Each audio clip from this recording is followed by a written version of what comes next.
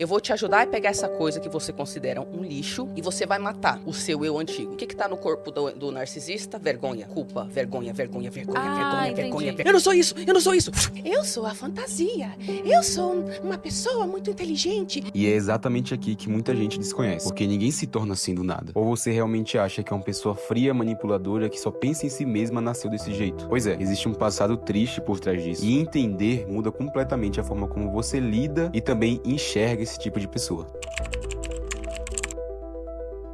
Onde eu fiquei um mês com uma pessoa que também, assim que a gente teve contato, eu fui percebendo. E na verdade, antes eu já sabia, né? Porque a gente já viu uns sinais antes, né? Mas algo dentro de mim sentia uma atração por aquela pessoa que eu, sabendo que tinha coisa errada ali, eu não tinha capacidade de barrar o meu comportamento. Que hoje eu entendo que era a tal da dependência emocional, né? Que já farejava pessoas parecidas com a minha mãe. Pois é, eu deixei esse trecho pra vocês verem que a pessoa que está explicando não é só uma pessoa que entende o assunto de uma maneira teórica, como também já viveu duas vezes. A primeira vez com uma mãe narcisista e a segunda que foi esse caso que vocês viram agora. Agora vamos começar a entender a mente de uma pessoa narcisista. Ao contrário do que a gente sabe, por exemplo, na psicopatia primária, que é aquela psicopatia da pessoa que sente prazer em enganar, sente um profundo tédio, tem dificuldade de lidar com raiva, não acessa um grande gama de emoções, né?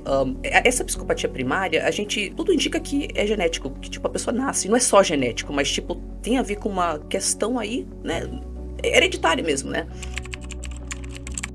O narcisismo, a gente não tem informações de que a pessoa nasce narcisista não, tá?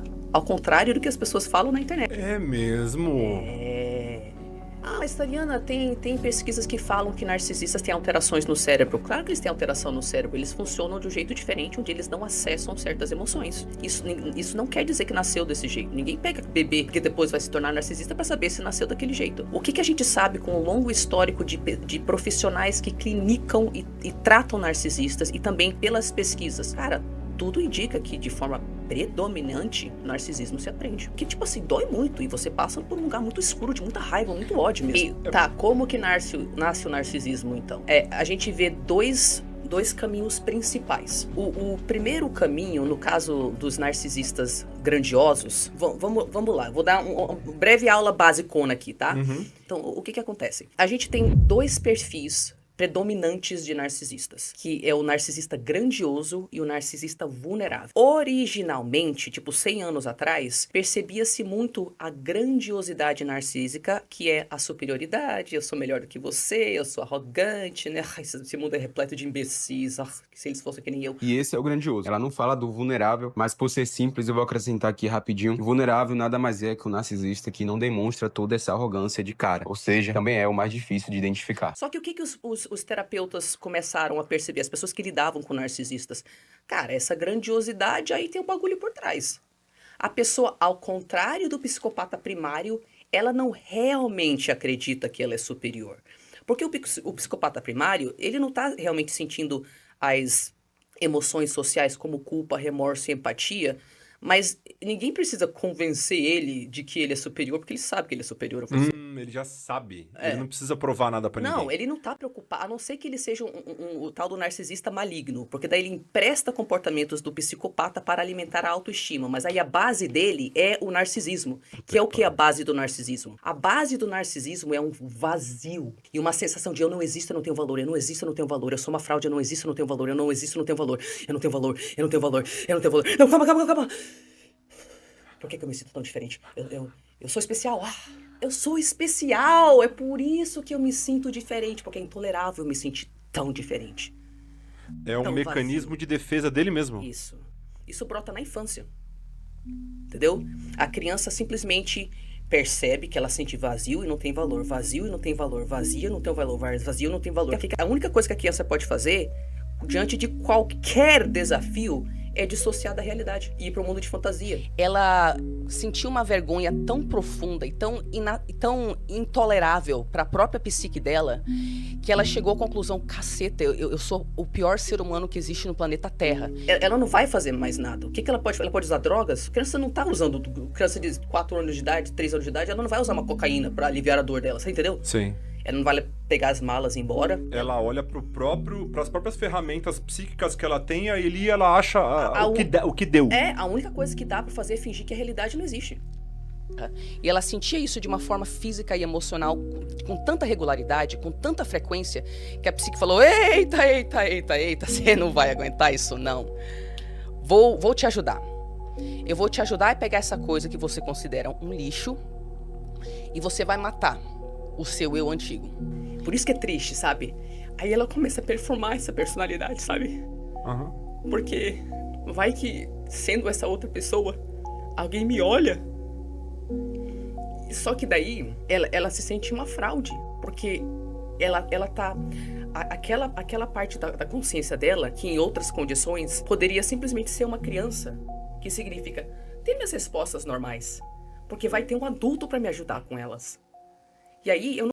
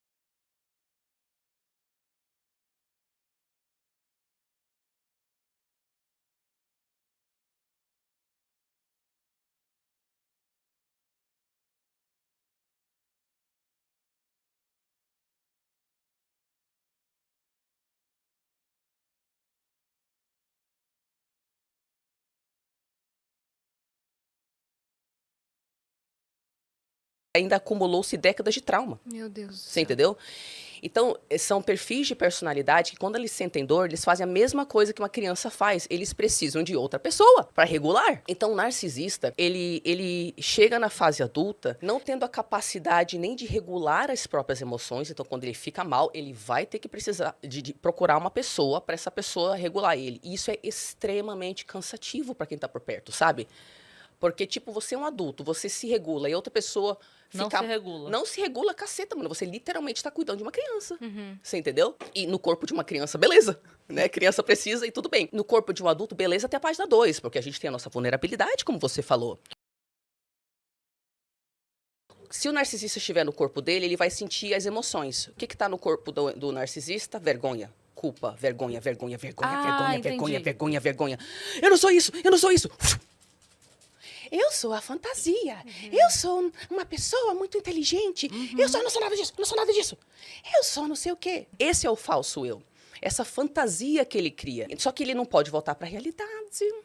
Que a ficha cai. Que a ficha cai e ele tem estrutura para isso? Não. O que ele vai fazer se ele sentir aquela vergonha que ele não sente desde os 4 anos de idade? Do nada, agora. Ele vai querer cometer suicídio. Então, o que acontece? O narcisista não só não aprendeu a se regular, então ele até na fase adulta ele precisa que alguém venha e regule ele não tem um senso de eu.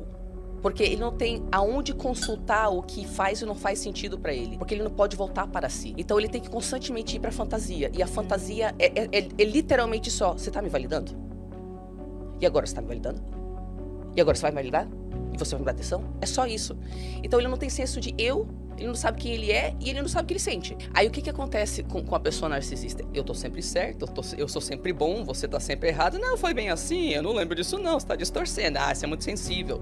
todas essas coisas que eles falam pra gente pra invalidar o que de fato aconteceu, porque o que de fato aconteceu vai contra a fantasia. E o cara tem que manter a fantasia de qualquer jeito, porque se ele não manter, ele vai entrar em contato com o eu real dele, com tudo que o eu dele carrega, ele não pode. Então isso aqui é uma defesa. Defesa, grandiosidade, eu tô certo, tu tá errado. Deixa eu reescrever a realidade, não, tô certo, tá errado, não, tô certo. Uma realidade paralela. Isso, exatamente. E aí, enquanto essa defesa estiver funcionando, ela vai funcionar. E por isso eles se agarram a essa personalidade que usa as pessoas como seu suprimento emocional, porque é daí que ele encontra a sua validação, que é nos relacionamentos. E na vida real funciona exatamente desse jeito aqui. É um ser egoísta, empatia.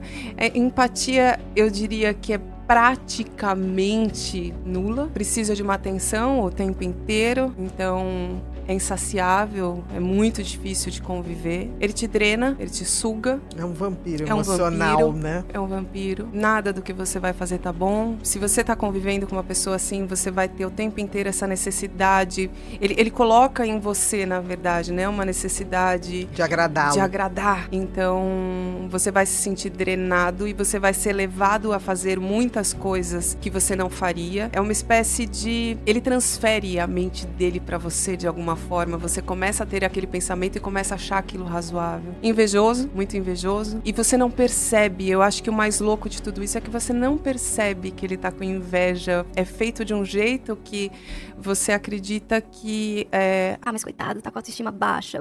É sempre um discursozinho. E não é nem exagero. Quem já viveu isso sabe o quanto essas pequenas manipulações vão desgastando você por dentro. E o pior é que é devagar sem você perceber. É por isso que identificar essas táticas é tão importante. Mas antes da gente entrar nas manipulações em si, você precisa entender uma coisa que muda completamente a forma como você vê o narcisista. Mesmo que o sofrimento seja da própria filha ou do próprio filho, não conseguem sentir empatia no sentido de, poxa, os meus comportamentos estão deixando a minha filha com depressão ou com ideação suicida. Então vou mudar. Eles não conseguem. Eles não conseguem ter motivação de não machucar você. E eu sei, isso não é um truque psicológico ainda, mas isso faz parte do truque psicológico. Ele só é capaz de fazer todos esses truques psicológicos por conta disso que essa terapeuta falou. Sabendo disso, agora vamos sim seguir para o truque psicológico número 1, que eu intitulo de isca. De repente você está diante de uma pessoa que te entende, que te completa e que verbaliza isso. Esse é o ponto. O narcisista, ele vem com frases do tipo: eu sou só uma gêmea, eu sempre esperei por você, eu nunca senti isso por ninguém. E quando eles falam esse tipo de coisa, ainda que você sinta alguma coisa estranha, porque é estranho, e tem uma parte nossa da intuição que avisa que tem alguma coisa errada, é tão sedutor, é tão envolvente, que a gente começa a se encantar com essa ideia. Ele te trata muito bem no início, pode ser homem, pode ser mulher, tá? Ele te trata muito bem no início, mas para que você vire um fã dele, para que você ache maravilhoso, para que você ache que dê a ele esse reconhecimento que ele quer. O narcisista, ele vem normalmente com uma vitimização, ele vem com todo um histórico mais traumático, ele planta a ideia de que a ex é louca e que agora finalmente vai dar certo. Você é uma pessoa muito especial. Eles fazem isso para atrair uma admiração para ele mesmo, e isso alimentam eles. O tempo todo ele faz isso, né? Por quê? Para ele poder se sentir superior. Esse é sempre o objetivo principal dele, né? Ele sempre quer as pessoas à mercê das vontades dele, porque ele se alimenta da energia do outro, da admiração e do sofrimento do outro, principalmente se esse sofrimento for por causa dele. Isso, exatamente. E essa técnica de manipulação, ela se chama Love Bomb. Eu intitulei de isca, mas tecnicamente falando, é assim que ela é intitulada. Mas, puxando um gancho da psicóloga, vamos agora falar sobre o próximo truque psicológico. O truque psicológico número 2. O narcisista, ele faz você, ele depois que te conquista, ele começa a fazer com que você se sinta mal. Nada teu é tão bom, nenhum amigo teu é tão maravilhoso. Por quê? Porque ele quer que você veja que só ele é fonte da sua felicidade, que você não pode ser feliz sem ele. Eu namorando, eu era outra pessoa, que eu não quero voltar a ser nunca mais. Eu me apaixonei muito rápido. Quando eu fui percebendo que eu não era exatamente a mulher que ele queria ter do lado dele, eu fui me transformando na mulher que ele queria. Só que no fundo eu sabia que eu não era aquilo. entendeu? Eu fiquei triste, óbvio, mas por um lado, foi meio que uma libertação, porque eu falei, caralho, eu não era aquela mulher. Entendeu? Eu me vestia diferente, eu andava com uns vestidos floridos, longo, eu chamava de moda vegana, porque eu tava sempre com umas flores, e hoje eu ando com a moda linguiça, que é pra ver se atrai, umas roupas mais curtinhas. Beijo, sempre, gente. Sempre justo, parece que eu tô sempre embalada a vácuo, eu peido, o peito sai aqui pela mão. Uma pequena descontraída nesse exemplo dessa moça, né? Mas é realmente isso que acontece. O que a doutora Ana Beatriz falou. Ele faz a isquia, que eu já contei pra vocês como esse truque funciona. Após isso, ele mostra pra você quanto ele é tão bom, quanto ele é tão especial, e quanto você tem que venerar ele, ok? Deixar ele preso em você, deixar você apaixonado, deixar você preso a ele, e sempre deixando ele lá em cima, e sempre se achando inferior a ele. Eu preciso dele, eu amo ele, ele é tão bom. Então ele joga esse jogo de manipulação, onde ele te coloca pra baixo, onde ele aponta suas inseguranças pra aumentar a segurança dele e te deixar dependente emocional dele. E o resultado disso é esse último exemplo. Você faz de tudo para agradar ele. Então, ele é muito natural que ele vá acabando, minando a sua autoestima. Ele se aproxima da pessoa porque acha aquela pessoa luminosa e ele quer aquela luz. É uma vampirização. O narcisista é um grande vampiro. Ele tá ali porque ele quer aquela luz que você tem, mas ele quer aquela luz iluminando ele. É como se você fosse um holofote. Um narcisista como parceiro de vida, ter certeza que você vai ter narcisista como parceiro de morte, né? Aqui foi um exemplo sobre relacionamento, né? Assim, quesito namoro. Porém, pode acontecer tanto no quesito familiar, tanto no quesito de amizade. Existe, por exemplo, um amigo narcisista. Ele só fala dele. O quanto ele é maravilhoso, as coisas que ele fez. Se você vai desabafar alguma coisa, ele não ouve. Não, ele não ouve. Ou então ele fala assim, não, mas isso aí que passou é uma fichinha. Eu já tive isso. É uma competição, sempre pelo holofote. Na relação com o narcisista, você vai ser o holofote. Então você vai pegar a sua luz e vai botar para ele brilhar. Nesse próximo truque, um pouco de como eles manipulam usando a mentira. Narcisistas são ótimos manipuladores, isso é fato, mas eles manipulam muito usando a mentira. Narcisista tem traço de mitomania, muitos deles são mitomaníacos, grande maioria. Agora, a pergunta que fica nesse truque é, como é que eles usam da mentira para te enganar e te deixar confuso? A seguir, essa informação será revelada. Primeiro, ele diz assim, eu nunca faria isso com você. Você é tudo pra mim. Somos almas gêmeas, lembra? Se você tem sinais ou evidências de que ele está traindo, que ele está mentindo, então eu te digo, ele está fazendo isso. Quer ver, por exemplo? Eu nunca te falei isto. Eu não sei nem o que você está falando, não tenho a mínima ideia. Tenho certeza que você não entendeu o que eu disse. Olha, quer saber? Eu não me lembro dessa conversa, mas se eu falei alguma coisa, você entendeu errado. É que eles simplesmente, conforme vai brotando culpa, porque eles sentem culpa, e vergonha dentro deles, aquilo é tão intolerável que eles já vão, reescrevendo. Não, é que a minha família vai pra Europa. A minha família vai pra Europa. Ano passado a gente foi pra África do Sul. Então, a partir do momento que falou, é isso que é o tal do falso eu deles. Eles vão sugando essa informação para dentro da personalidade e aquilo é fato pra eles. Por quê? Pelo simples fato que eles não têm como tolerar a verdade. Então, se emocionalmente a verdade não rola, então não vai rolar, ponto final. Então vai...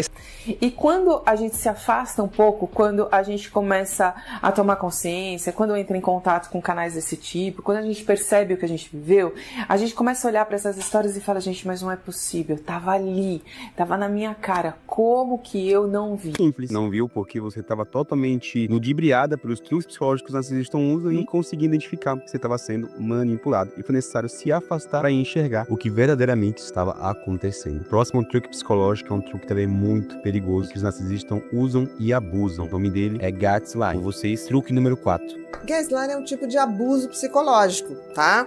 Por quê? Porque é uma manipulação. É quando você manipula o outro para que o outro se sinta inferiorizado, para que o outro se sinta culpado por todos os defeitos de uma relação, para que o outro se sinta absolutamente inseguro e esteja sempre nas mãos de quem pratica o gaslighting.